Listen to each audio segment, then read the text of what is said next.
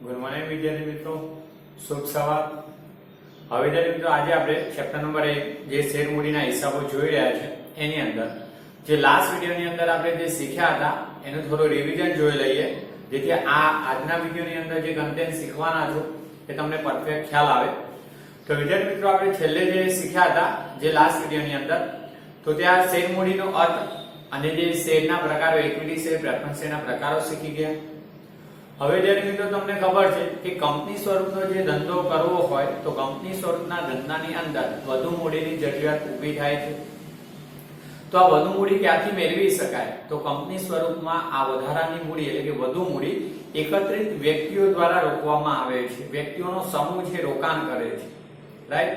તો આ વ્યક્તિઓના સમૂહ દ્વારા રોકાયેલી મૂડી છે એ કંપનીની શેર મૂડી કહેવાય છે। તો શેર મૂડી એટલે કંપનીને જે મૂડીની જરૂરિયાત છે એ જરૂરી મૂડીને કોઈ ચોક્કસ દાર્શનિક કિંમતને આધારે જુદા જુદા હિસ્સામાં વિભાજિત કરે છે અને આ વિભાજિત થાય છે એ દરેક હિસ્સાને શેર તરીકે ઓળખાય। મેં તમને કાલે એક્ઝામ્પલ પણ આપ્યું હતું કે માનો કે 10 લાખની મૂડી છે, એને બજારમાંથી એકઠી કરવી છે, તો એક્ઝામ્પલ કે 10 રૂપિયાના આધારે એને ડિવાઈડ કરી દેશે। 10 લાખની મૂડીને 10 રૂપિયાના આધારે ડિવાઈડ કરે છે તો 1 લાખ શેર બની જશે। 10 લાખ ભાગ્યા 10 કરો તો 1 લાખ શેર। આ શેર બહાર પાડીને લોકો પાસેથી મૂડી એકઠી કરે જેને આપણે શેર મૂડી કહીએ છીએ। હવે વિદ્યાર્થી મિત્રો, આપણે લાસ્ટ વિડિયોની અંદર ઇક્વિટી શેરના પ્રકારો જે છે એ શીખ્યા છે, ઇક્વિટી શેર અને પ્રેફરન્સ શેર। તો શોર્ટમાં કહી નાખું, પ્રેફરન્સ શેર એટલે એવા શેર હતા કે જેને કંપનીના નફામાંથી ડિવિડન્ડ મેળવવાનો અને વિસર્જન સમયે મૂડી મેળવવાનો ઇક્વિટી શેર હોલ્ડરો કરતા પ્રથમ હક મળે છે, રાઈટ? જેને પસંદગીના શેર હોલ્ડર કહેવાય છે। એમને કંપનીની કોઈ પણ સામાન્ય સભામાં અથવા સંચાલનમાં કોઈ હક મળતો નથી, એટલે જરૂરિયાત મુજબ ઇક્વિટી શેર અથવા પ્રેફરન્સ શેર બહાર પાડે એ કંપનીની જરૂરી હોય તે પ્રમાણે સંચાલકો બહાર પાડે છે। બીજા શેર હતા ઇક્વિટી શેર, એ પણ શીખ્યા। તો વિદ્યાર્થી મિત્રો, ઇક્વિટી શેર એટલે એવા શેર છે કે જે ડિવિડન્ડની બાબતમાં અથવા વિસર્જન સમયે મૂડી મેળવવાની બાબતમાં પ્રેફરન્સ શેર હોલ્ડરો કરતા છેલ્લો હક ધરાવે અથવા એમના પછીનો હક એમને મળે છે। એટલે કે ડિવિડન્ડ જો નફો વધ્યો હોય તો મળે, ના નફો થાય તો ના પણ મળે અને ભવિષ્યમાં પણ એ ડિવિડન્ડ ના મળે। બીજું, વિસર્જન સમયે મૂડી હોય તો જ પરત મળે, નહીં તો ના પણ મળે। પરંતુ ડિવિડન્ડનો દર નક્કી હોતો નથી, એટલે ક્યારે કંપની વધુ નફો કરે ને તો વધુ ડિવિડન્ડ પણ ચૂકવાય, રાઈટ? બીજું, ઇક્વિટી શેર હોલ્ડરો છે એમને કંપનીની જે સામાન્ય સભા છે અને જે સંચાલન છે એમાં સંપૂર્ણ હક મળે। સામાન્ય સભામાં મતદાન પણ કરી શકે છે અને કંપનીના સંચાલનમાં એ ભાગ લઈ શકે છે। તો આ ઇક્વિટી શેર હોલ્ડરો એ કંપનીના સાચા શેર હોલ્ડરો છે। ઇક્વિટી શેર મૂડી એ કંપનીની મુખ્ય સાચી મૂડી કહેવાય છે। અને બીજું કે ઇક્વિટી શેરની શેર દીઠ કિંમત લાસ્ટ વિડિયોમાં કીધું કે જે શેર દીઠ કિંમત હોય છે ને એ એક ઓછામાં ઓછી તમે જોયું કે 1 રૂપિયો તો હોવી જોઈએ। હવે કંપની સામાન્ય રીતે 1 રૂપિયો, 10 રૂપિયા અથવા 100 રૂપિયાના આધારે પણ મૂડી બહાર પાડે છે। હવે વિદ્યાર્થી મિત્રો, આ વિડિયોની અંદર આપણે શેર મૂડીનું વર્ગીકરણ શીખવાનું છે। જે બોર્ડની અંદર તમે 4 સ્વરૂપે જુઓ છો, તો શેર મૂડીનું વર્ગીકરણ એ તમારા 1 ગુણના જે પ્રશ્નો વિભાગ A અને વિભાગ B ની અંદર ઘણા પ્રશ્નો આવેલા છે અને આજે જે બોર્ડ વર્ક કરીશ લગભગ 2 અથવા 3 વખત બોર્ડ વર્ક કરવું પડશે મારે। એની અંદર જે પૂછાયેલા જે વર્ડ છે એ આવી જશે અથવા હું બોલી નાખીશ, MP કરી લેજો જે બોર્ડના પેપરમાં, અને તમે પેપર સેટ સોલ્વ કરશો તો એમાં પણ જોવા મળશે। હવે જોઈએ શેર મૂડીનું વર્ગીકરણ, તો આપણે જોઈએ કે ઇક્વિટી શેર અથવા પ્રેફરન્સ શેર બહાર પાડે કંપની જે મૂડી એકઠી કરવા માટે, તો એ શેર મૂડી કેવી રીતના હોઈ શકે એ જોવાનું છે, જેને શેર મૂડીના પ્રકારો પણ કહેવાય। શેરના પ્રકારો હોય તો ઇક્વિટી શેર, પ્રેફરન્સ શેર, પણ શેર મૂડીનું વર્ગીકરણ એ શેર મૂડીના પ્રકારો દર્શાવે છે। તો જુઓ, શેર મૂડીનું વર્ગીકરણ, તો એમાં પહેલું સત્તાવાર થાપણ, એને બીજું કહેવાય મૂડી। થાપણ એ આપણે કહીએ કંપનીની ભાષામાં તો એ મૂડી શબ્દ છે, થાપણને મૂડી કહેવાય। તમને ખબર છે કે તમારા ફાધર જે ડિપોઝિટ કરાવે છે, જેને આપણે થાપણ કહીએ છીએ, બેંકમાં ડિપોઝિટ કરાવો છો બાંધી મુદતના ખાતામાં, તો એ બાંધી મુદતની થાપણ કહેવાય। જે તમારી મૂડી છે તો મૂડીને થાપણ કહેવાય છે। હવે કંપનીની ભાષામાં સત્તાવાર થાપણ એટલે કંપની કુલ કેટલા રૂપિયાથી નોંધાયેલી છે રજિસ્ટરમાં, વધુમાં વધુ કેટલી મૂડી એકઠી કરી શકે છે, આ થાપણ એટલે સત્તાવાર થાપણ. જે હું તમને દરેક શબ્દ સમજાવીશ. સત્તાવાર થાપણ છે એ બે રીતના હોય, એમાંથી એટલે કે સત્તાવાર થાપણ જે નોંધાયેલી હોય એમાંથી કેટલીક મૂડી બહાર પાડે બજારમાંથી એકઠી કરવા જરૂરિયાત મુજબ, અને કેટલીક અનામત મૂડી. હવે અનામત મૂડી હું તમને નીચે કહીશ. નહીં મંગાવેલ મૂડી છે જે અનામત મૂડી કહેવાય. બીજું વિદ્યાર્થી મિત્રો, ભરાયેલી મૂડી.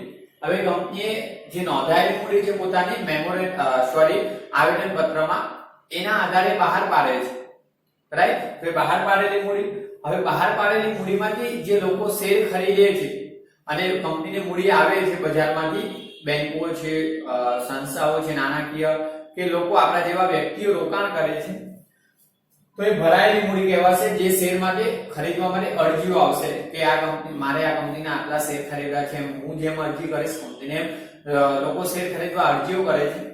તો એ અરજીઓ વધુ કે ઓછી આવી શકે હું સમજાવીશ. એ ભરાયેલી મૂડી.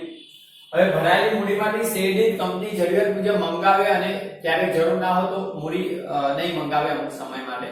એટલે કે શેરની જે કિંમત હોય એમાંથી જેટલા રૂપિયા કંપની શેર હોલ્ડરો પાસેથી મંગાવશે, હપ્તેથી મંગાવશે ને આગળ શીખવીશ એ મંગાવેલી, અને જે નહીં મંગાવે ને નહીં મંગાવેલી મૂડી જે અનામત રાખશે ભવિષ્યમાં જરૂર પડે ત્યારે મંગાવે. બીજું, હવે મંગાવેલો છે શેર હોલ્ડરો પાસેથી અરજીઓ મંજૂર કરીને, પણ કેટલાક શેર હોલ્ડરો ક્યારેક એ શેરની રકમ ન પણ ભરતા હોય, પણ જેટલી રકમ ભરાય કંપનીને એ વસૂલ આવેલી મૂડી કહેવાશે. એ પણ હું સમજાવીશ. હવે મિત્રો આપણે દરેક મૂડીના જે વર્ગીકરણના પ્રકારો છે એ જોઈ લઈએ. તો પહેલા આપણે સત્તાવાર થાપણ કોને કહેવાય શેર મૂડીના વર્ગીકરણમાં એ જોઈએ. હવે સત્તાવાર મૂડી એટલે એવી મૂડી વિદ્યાર્થી મિત્રો, અથવા થાપણ પણ કહેવાય, અને આખો આઈએમપી કન્ટેન્ટ છે, બોર્ડ વર્કમાં જેટલું લખ્યું છે અને હું તમને જેટલા કહીશ કે આ શબ્દ પૂછાયેલા બોર્ડમાં એક ગુણની અંદર, તો ધ્યાન રાખજો. સત્તાવાર થાપણ અથવા સત્તાવાર મૂડી એટલે તો કંપની છે એ પોતાના જીવનકાળ જ્યાં સુધી ચાલશે ત્યાં સુધી કેટલી મૂડી એકઠી કરી શકે છે એ મૂડી એટલે સત્તાવાર થાપણ અથવા એ નોંધાયેલી મૂડી છે.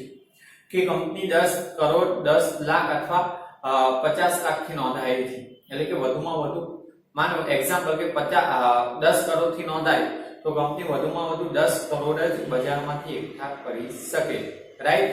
એ નોંધાયેલી મૂડી છે, કારણ કે તમને ખબર છે કંપનીની નોંધણી ફરજિયાત જ કરવી પડે, 11મા ધોરણમાં શીખ્યા. તો કંપની ધારો છે 2013 એ અન્વયે કંપનીની નોંધણી ફરજિયાત કરવી પડે, ને કંપનીની નોંધણીની વિધિ પણ તમે ધોરણ 11 ની અંદર શીખ્યા. આવેદન પત્ર પણ હોય છે, તો આવેદન પત્ર મેમોરેન્ડમમાં નોંધીને રજૂ કરવી પડે છે કંપની રજિસ્ટ્રાર સમક્ષ.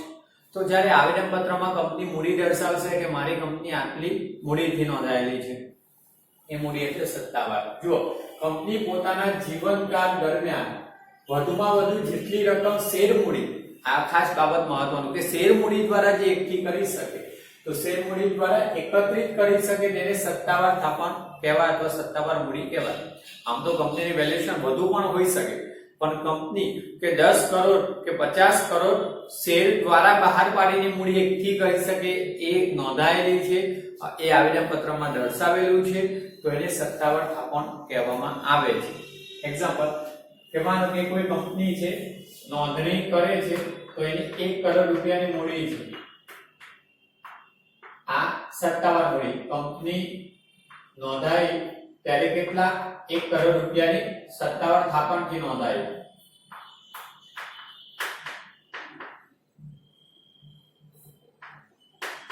સત્તાવાર મૂડી એટલે કે વધુમાં વધુ શેર દ્વારા બજારમાંથી 1 કરોડ રૂપિયાની મૂડી એકઠી કરી શકે. આ એક્ઝામ્પલ માટે લઉં છું, રાઈટ, 1 કરોડ. હવે આને કંપની જ્યારે નોંધણી કરાવે કંપની રજિસ્ટ્રાર સમક્ષ ત્યારે મેમોરેન્ડમમાં દર્શાવે છે, એટલે આ મૂડીને રજિસ્ટર મૂડી પણ કહેવાય, કારણ કે રજિસ્ટ્રેશન વખતે આવેદન પત્રમાં દર્શાવેલી હોય તો એને રજિસ્ટર મૂડી કહેવાય. આ પણ પ્રશ્ન પૂછાયેલો છે.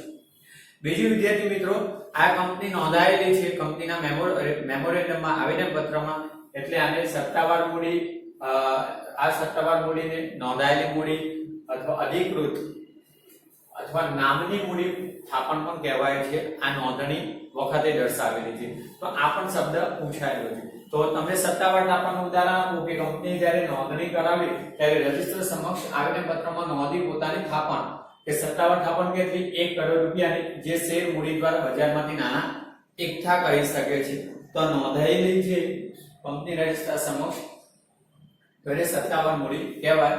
હવે સત્તાવાર મૂડી કઈ 1 કરોડ રૂપિયા બહાર પાડીને એકઠા કરવાના છે તો 1 કરોડ ને ચોક્કસ શેર અને શેરની કિંમતથી ડિવાઈડ કરેલી હોય તો જુઓ જે આપણે શેર કહીએ છીએ તો આ 1 કરોડ રૂપિયા છે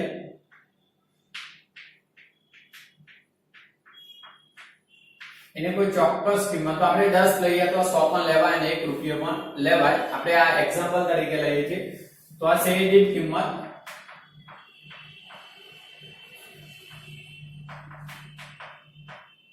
હવે ડિવાઈડ કરો કરોડ ને તો કેટલા થઈ ગયા 10 લાખ આ શેર થઈ ગયા। ઓકે હવે જે મિત્રો જોઈ લે કે કંપનીની કુલ કેટલી છે 1 કરોડની સત્તાવાર મૂડી કે શેરની કિંમત કેટલી 10 રૂપિયાનો એક શેર એવા 10 લાખ શેરમાં વહેંચાયેલી છે। ઓકે 10 લાખ શેરની એક શેરની કિંમત 10 રૂપિયા છે। ઓકે આ ડિવાઈડ કરવાથી મેં તમને બતાવ્યા।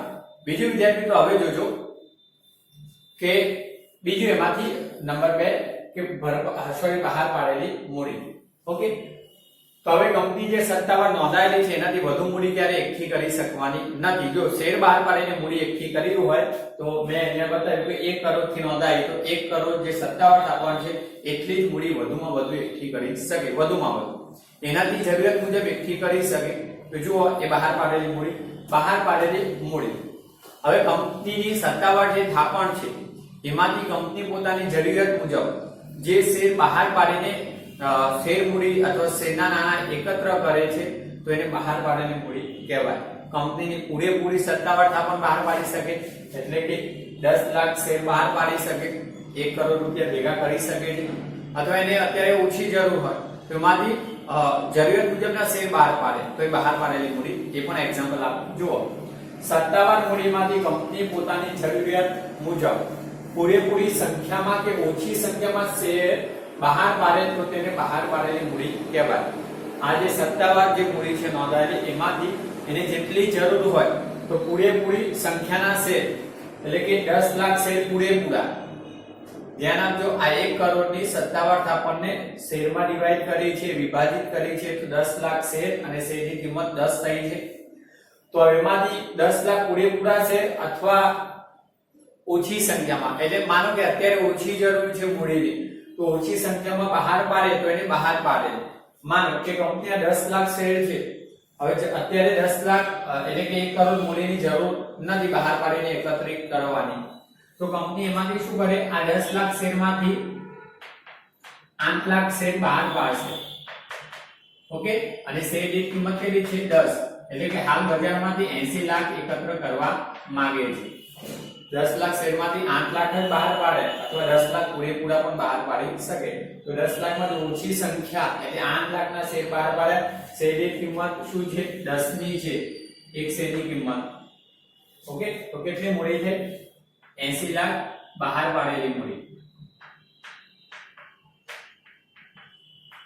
ઓકે તો બહાર પાડેલી મૂડી કેટલી હોઈ શકે સત્તાવાર થાપણ જેટલી અથવા એનાથી ઓછી પણ સત્તાવાર થાપણ કરતા વધુ મૂડી એકત્ર કરી શકે નહીં એટલે કે આ નોંધાયેલી મૂડી છે એના કરતા કારણ કે કંપની વધુમાં વધુ જે કેટલા 1 કરોડ રૂપિયાની નોંધાયેલી મૂડી છે સત્તાવાર થાપણ એનાથી વધુ ક્યારે એકત્ર કરી શકતી નથી।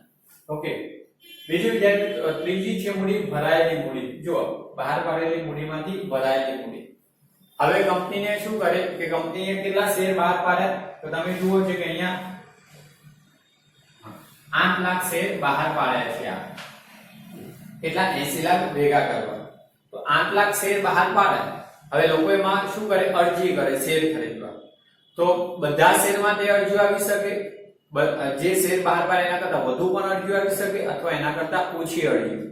એક્ઝામ્પલ કે 8 લાખ શેર બહાર પાડે શેર દીઠ નંબર હોય એક શેર દીઠ। ઓકે હવે 8 લાખ શેર બહાર પાડે હવે 8 લાખ શેર માટે અરજી આવે અથવા 9 લાખ શેર માટે અરજી આવે અથવા 8 લાખ થી ઓછા જે બહાર પાડેલી છે એમાંથી માનો કે 7,50,000 શેર માટે પણ અરજી આવી શકે. હવે વધુ શેર માટે અરજી આવે તો એને અતિ બહોળું જે બહાર પાડેલી મૂડી છે ને 8 લાખ એનાથી વધુ શેર માટે અરજી આવે, માને કે 9 લાખ શેર માટે અરજી આવે તો એને અતિ બહોળું. બહાર પાડે 8 લાખ છે એના કરતા ઓછા શેર માટે એટલે કે 7.5 લાખ 7 લાખ શેર માટે અરજી આવી તો એને ઓછું બહોળું કહેવાય. એ આના પછીના જે વિડિયો આવશે એમાં તમને પરફેક્ટ શીખવાનું છે અને મહત્વનું છે, ત્યારે ડિટેલમાં કહીશ. પણ યાદ રાખવાનું, બહાર પાડેલ શેર કરતા વધુ અથવા ઓછી અરજી આવી શકે. ઓકે, પણ વધુ અરજીઓ માન્ય રાખી શકે નહીં, કારણ કે વધુ મૂડી તો એકત્ર કરી શકે જ નહીં આનાથી. એટલે જે બહાર પાડેલી મૂડી છે એના કરતા વધારાની મૂડી મંજૂર કરી શકે નહીં. તો વધારાની અરજીઓ હોય ને એને શેર અરજદારોને નાણાં પરત કરવા પડે. અને ઓછી અરજીઓ એમાં એક નિયમ છે, 9% અરજીઓ બહોળું આવવું જોઈએ. કે ઓછું બહોળું આવશે ત્યારે શીખવાડીશ. તો જુઓ વિદ્યાર્થી મિત્રો, બહાર પાડેલા જે શેર છે એમાંથી જેટલી કિંમતના શેર માટે અરજીઓ આવે તેને ભરાયેલી મૂડી કહેવામાં આવે છે. ઓકે, આ યાદ રાખજો, ભરાયેલી મૂડી. બહાર પાડેલા શેરમાંથી જેટલા શેર માટે અરજીઓ આવે છે એને ભરાયેલી મૂડી કહેવાય છે. માનો કે અહીંયા 8 લાખ શેર બહાર પાડ્યા છે. ઓકે, એમાંથી 7 લાખ શેર માટે અરજીઓ આવી અથવા 7,50,000 શેર માટે અરજીઓ આવી અને એક શેરની કિંમત કેટલી? 10 રૂપિયા. તો 7.5 લાખ રૂપિયા મળે ના. ઓકે, તો આને ભરાયેલી મૂડી કહેવાય. પણ યાદ રાખો, વધુ મૂડી આવી હોય તો વધારાના નાણાં પરત કરશે. વધુ જે બહાર પાડેલી મૂડી કરતા વધુ મંજૂર કરી શકે નહીં. ઓકે, તો વિદ્યાર્થી મિત્રો આ લખી લેજો. હવે આના પછી આ કન્ટેન્ટ અત્યારે બરાબરમાં લઉં છું. ઓકે,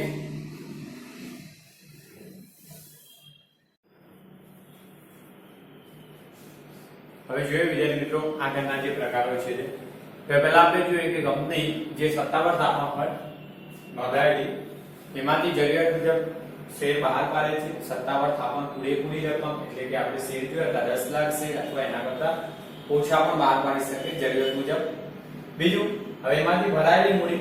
હવે કંપની માનો મેં અહીંયા તમને કીધું હતું કે શેર કંપનીએ 10 લાખ પૂરેપૂરા બહાર પાડે જે સત્તાવાર થાપણ, એનાથી ઓછા. તો અહીંયા મેં ઓછા શેર બતાવ્યા કે 8 લાખ શેરની જરૂરિયાત હતી એટલે કે 80 લાખ મૂડીની જરૂર હતી 1 કરોડમાંથી. તો 8 લાખ શેર બહાર પાડે, 10 નો 1 શેરની એક મૂળ કિંમત દાર્શનિક કિંમત. તો 8 લાખ શેર 10 નો 1 એવા. હવે આ શેર ખરીદવા માટે અરજીઓ થાય.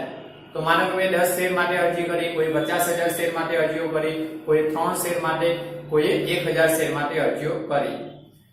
એક બાબત ખાસ યાદ રાખજો કે 8 લાખ શેર બહાર પાડે તો 8 લાખ વ્યક્તિઓ હોય એવું સમજતા નહીં. એક વ્યક્તિ ગમે તેટલા શેર માટે અરજીઓ કરી શકે. 1 શેર માટે પણ કરી શકે, 50 શેર માટે, 50,000 શેર માટે પણ અરજીઓ કરી શકે. એટલે કે વધુમાં વધુ તો 8 લાખ શેર અરજીઓ જ કંપની મંજૂર કરી શકે. હવે માનો કે એનાથી વધુ શેર માટે બહાર પાડેલી જે છે એના કરતા વધુ શેર માટે કે ઓછા શેર માટે અરજીઓ આવે તો એમાંથી જે શેર વધુ અરજીઓ આવે તો 8 લાખ શેર બહાર પાડ્યા તો 8 લાખ શેરની અરજીઓ જ મંજૂર કરી શકે. અને ઓછા શેરમાં 90% ભણવા આવવું જોઈએ. મેં હમણાં 7.5 લાખ શેરનું ઉદાહરણ આપ્યું હતું. તો એ ઓછી અરજીઓ આવે જો 90% થી વધુ હોય તો મંજૂર કરી શકે. હજુ આગળ શીખવીશ. હવે માનો કે કંપનીએ 8 લાખ શેર બહાર પાડ્યા છે, રાઈટ. હવે ભરપાઈ થયેલી તો અહીંયા એક્ઝામ્પલ 1 લઈ લો કે એમાંથી 8 લાખ શેરની અરજીઓ આવી અને મંજૂર પણ કરી આપે. તાણા માટે કે 8 લાખ શેર માટે અરજીઓ આવી હતી અને કંપનીએ શેર મંજૂર બધાને ફાળવી દીધા. કોઈને 10 શેર હોય તો 10 શેર ફાળવ્યા, કોઈને 50,000 શેર હોય તો 50,000, કોઈને 1 શેર હોય તો 1 શેર. ક્યારેક શેર ઓછા પણ ફાળવાય, એ આગળ જતા શીખવીશ. કંપની વધારાની અરજીઓ નામંજૂર કરે તો અમુક અરજદારોના શેર નામંજૂર પણ કરવામાં આવે. પણ અહીંયા આપણે ધારણા લઈએ કે 8 લાખ શેર બહાર પાડ્યા હતા અને 8 લાખ શેર અરજીઓ આવી અને કંપનીએ મંજૂર કરી. એક શેરની કિંમત કેટલી છે? 10 રૂપિયાનો એક શેર છે જે સત્તાવાર થાપણનો.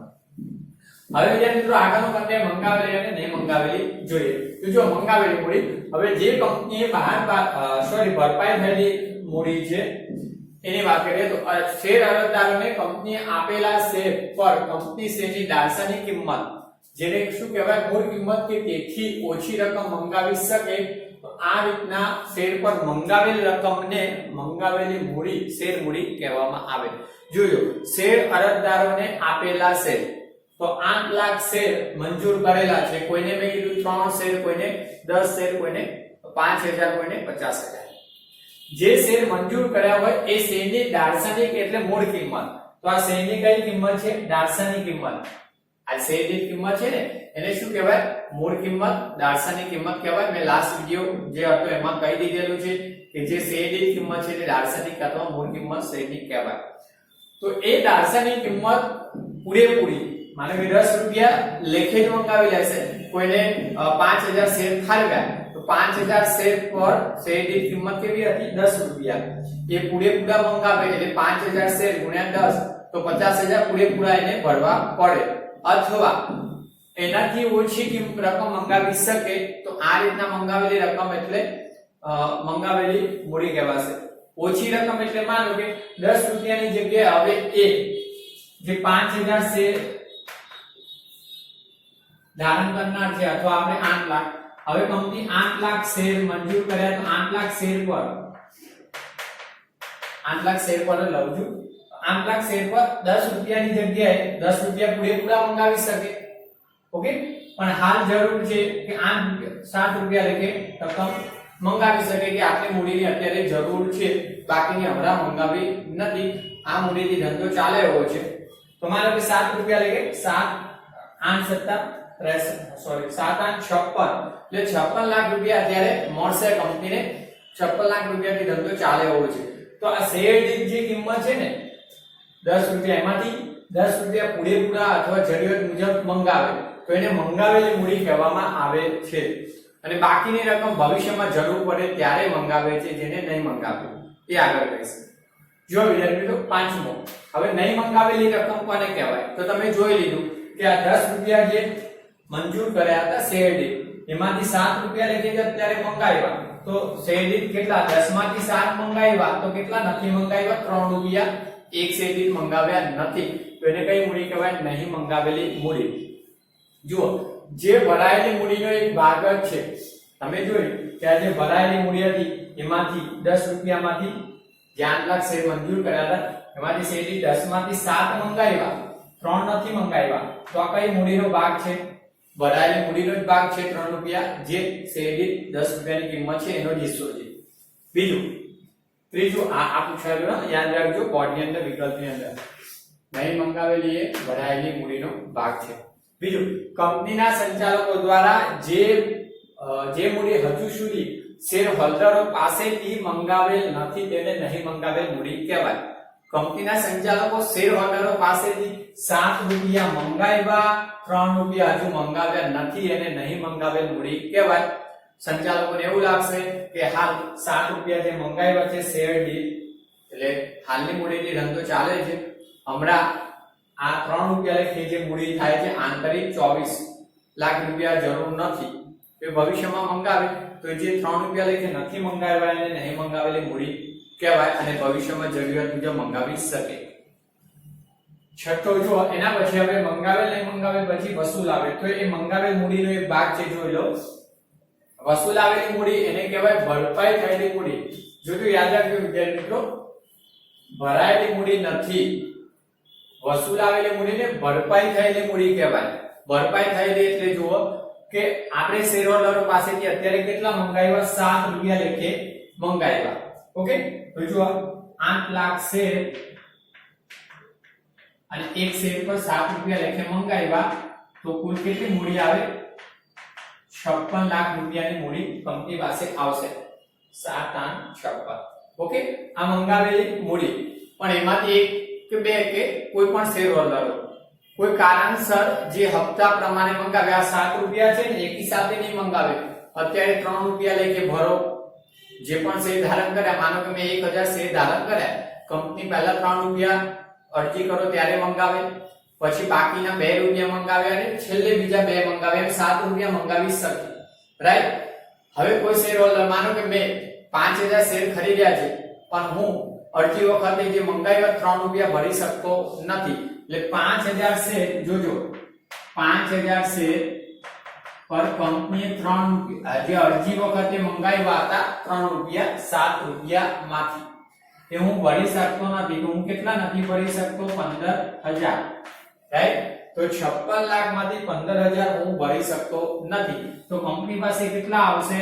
તો 55,85,000 રૂપિયા આવશે. જોજો, 15,000 મારા તરફથી કંપનીને મળવાના નથી, કોઈ પણ શેર હોલ્ડર ના ભરે તો બાકીની જે રકમ આવેલી છે એ વસૂલ આવેલી મૂડી કહેવાય. કઈ મૂડીમાંથી?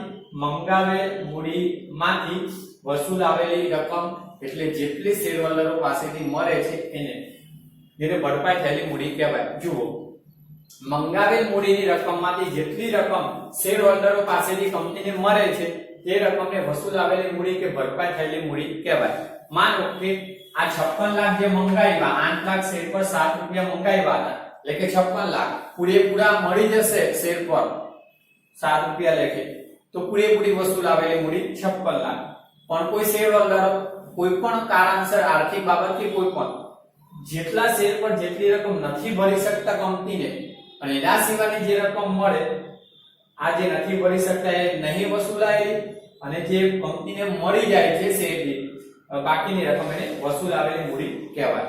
રાઈટ? બીજું, હવે વિદ્યાર્થી મિત્રો એક બીજો પ્રશ્ન 7મો, અનામત મૂડી. અનામત મૂડી કોને કહેવાય છે? આ પ્રશ્ન હતો આપણો. રાઈટ? તો અનામત મૂડી એટલે નહીં મંગાવેલી.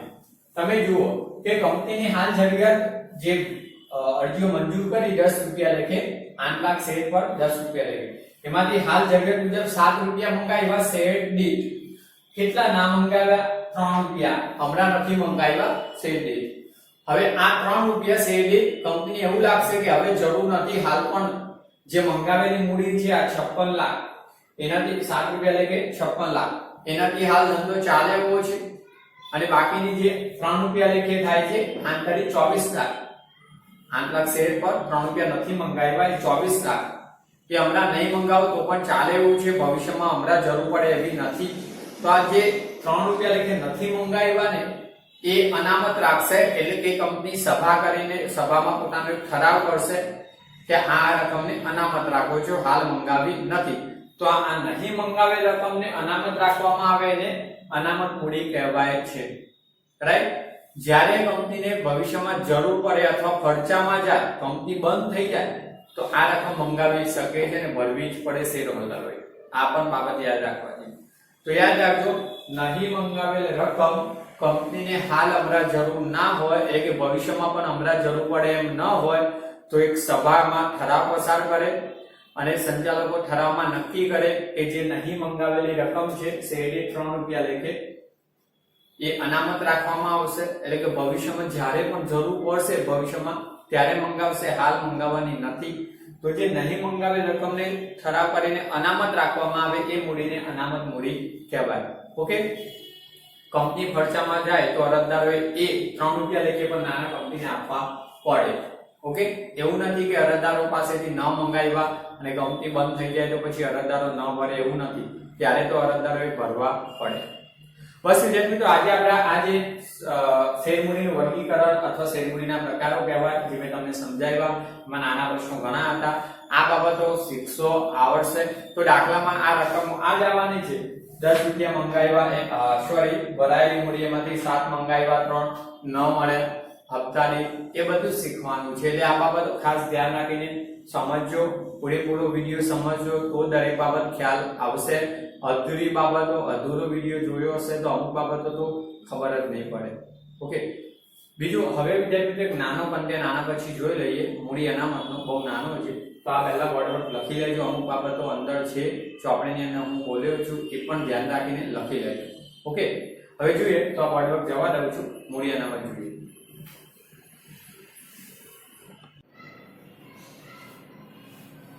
હવે જોઈએ વિદ્યાર્થી મિત્રો, આગળ આપણે નવો કન્ટેન્ટ મૂડી અનામત જોવાનું છે.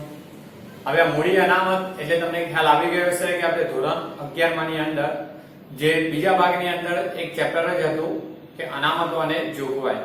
તો એ ચેપ્ટર જે અનામતો અને જોગવાઈ, એની અંદર અનામતોના પ્રકારો તમે શીખી ગયા છો કે મૂડી અનામત અને મહેસૂલી અનામત.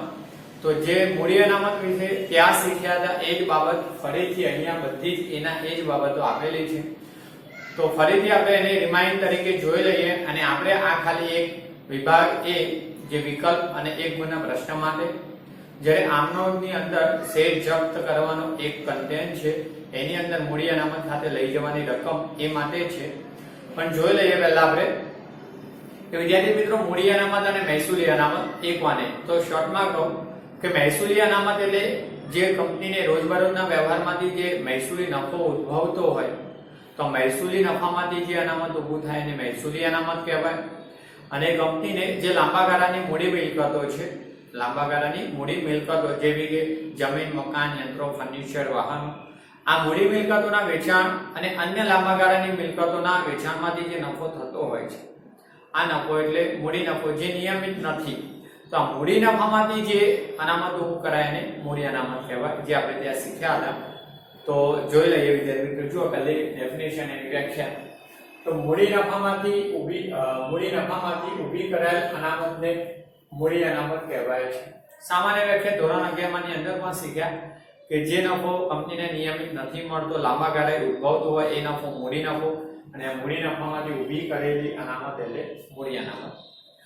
જે સામાન્ય વ્યવહાર છે રોજબરોજના, એમાંથી નથી ઉદ્ભવતો આ મૂડી નફો. આ યાદ રાખજો. એમાંથી મહેસૂલી નફો ઉદ્ભવે અને મહેસૂલી નફામાંથી મહેસૂલી અનામત ઉભી થાય. લાંબા ગાળાનો જે નફો છે મૂડી મિલકતોના વેચાણમાંનો, કોઈ રોકાણના વેચાણનો, એને મૂડી નફો કહેવાય. એમાંથી ઊભું થતું અનામત મૂડી અનામત. બીજું આ બાબત આઈએમપી છે, જો પૂછાયેલું છે, મૂડી અનામત જે ઊભું કરવામાં આવી હોય એમાંથી ડિવિડન્ડની વહેંચણી કરી શકાય નહીં. જે શેર હોલ્ડરો છે એ કંપનીના શેર હોલ્ડરોને જે વળતર સ્વરૂપે કંપની એમનું રોકાણ છે ને એનું વળતર ચૂકવે ડિવિડન્ડ. મેં 11મા ધોરણમાં ડિવિડન્ડનો મતલબ બરાબર સમજાવ્યું છે, ફરીથી યાદ કરાવું. ડિવિડન્ડ એટલે જે શેર હોલ્ડરો કંપનીમાં રોકાણ કરે છે એ રોકાણ પર કંપની નફામાંથી જે વળતર આપે, એમના રોકાણનું વળતર તો આપવું પડે ને, આ વળતર જે નફામાંથી ચૂકવે એને ડિવિડન્ડ કહેવાય. તો એ ડિવિડન્ડ કંપની મૂડી અનામતમાંથી આપી શકતી નથી. રિઝર્વ છે નફો, જે મૂડી નફો, એ જે મૂડી અનામત સ્વરૂપે છે એમાંથી આપી શકતી નથી. 11મા ધોરણમાં પણ કીધું હતું તમને કે આ બાબત યાદ રાખજો, 12મા ધોરણમાં આવશે કે મૂડી અનામતમાંથી ડિવિડન્ડ વહેંચી શકાય નહીં. ઓકે, હવે આ મૂડી નફો કેવી રીતના કંપનીને ઉદ્ભવે છે કે કયા પ્રકારના વ્યવહારોમાંથી તે જોઈએ. જુઓ, નીચે દર્શાવેલ વ્યવહારોથી ઊભો થતો મૂડી નફો મૂડી અનામત ખાતે લઈ જવાય. તો કયા વ્યવહારમાંથી મૂડી નફો ઉદ્ભવે છે? અહીંયા 6 એક દર્શાવ્યા છે. એ નફો મૂડી અનામત ખાતે લઈ જવાય છે, મૂડી નફો. તો મૂડી નફો આ 6 વ્યવહારોમાંથી ઉદ્ભવે જોઈએ. એક, કાયમી મિલકતોના વેચાણ પરનો નફો.